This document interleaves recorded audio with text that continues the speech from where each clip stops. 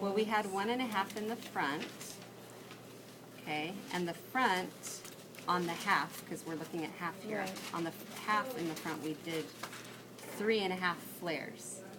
So, 3/4. so we're going to do half that.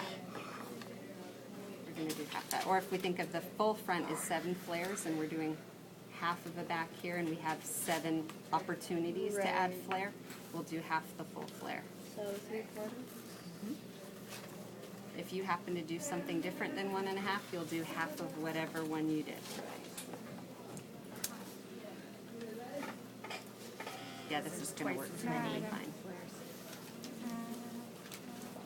When would this work? When would this not work? This will always work. The Yeah, bottom I don't and know. the top?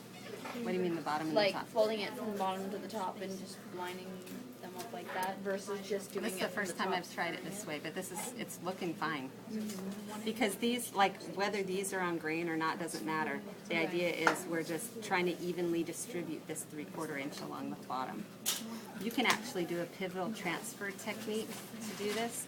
It's more tricky to wrap your head around, and I think this is maybe a little bit more visual and obvious, so I like the slashing and spreading here. Okay, so last one. No, but you're still doing it on half here. Right, so if we think of it this way, 1, 2, 3, 4, 5, 6, 7, Right. right? This back will end up having 14 because there's 7 on this side and 7 on that side. Exactly. So we need half of this big 7 so that we can accomplish 14 in total. Does that maybe clear things up?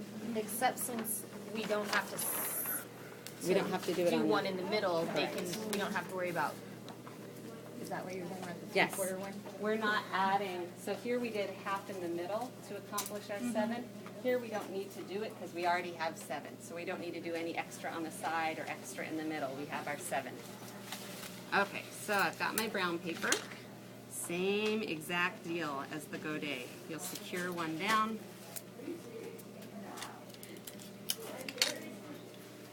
Spread it 3/4 inches.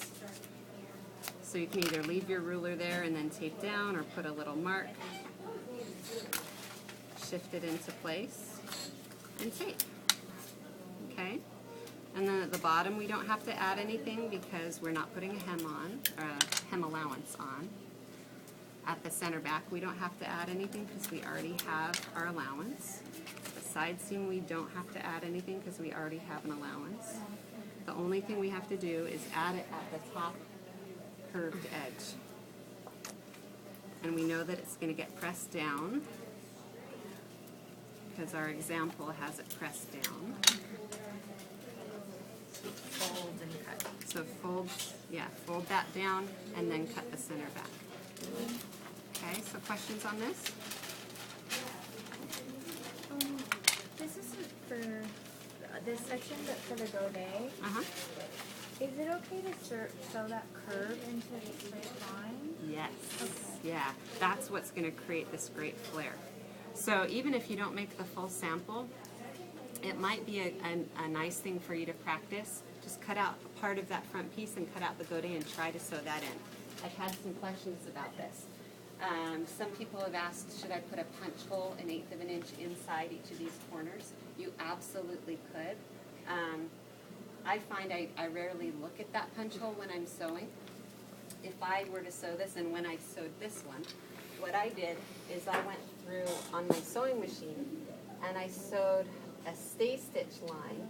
I didn't do the whole thing. I guess you could do the whole thing if it were like a delicate fabric.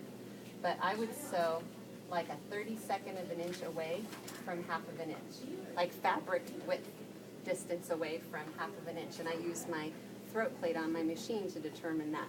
And then I'd pivot here and sew up to here and pivot here and sew down here and pivot here. Then I would slash my fabric to my stay stitching there. And I would then open this up, so I'd match up this allowance to this allowance to this allowance to this, and having those slash marks would allow me to bend this skirt open to match this tent shape.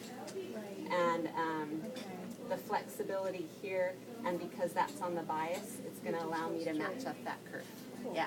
So I encourage you to try that one. It's one of those, it looks a whole lot harder than it is. If you've got it properly stay stitched and slashed, it goes in pretty quickly, and it's sort of like, magic when it happens right. So yeah, I'd encourage you to try that one out. Yeah, the secret to sewing this dress is stay stitching and slashing. Definitely on the corners, and definitely if I were to sew this curve into the opposing curve up there, I'd do the same thing. I would stay stitch really close to the seam line, and then I would slash, slash, slash, like every half of an inch, slash that.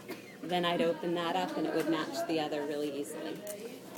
So how do you finish it in the inside? You overlock over the Yeah, slash? this guy, I decided to do seam, definitely don't do seam finishes if you plan on just making the fit sample, but I've done seam finishes here, so there are a couple people that I think want to make this final dress.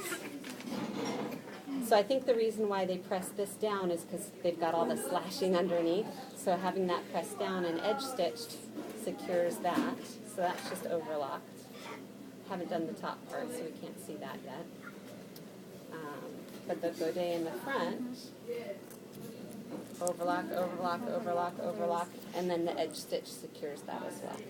So, yeah. You're also welcome to play with the mirror machine too. It works just like the overlock. Just run it through and be mindful that it cuts while you run it through, so don't take off too much length. So questions on this? No? Okay.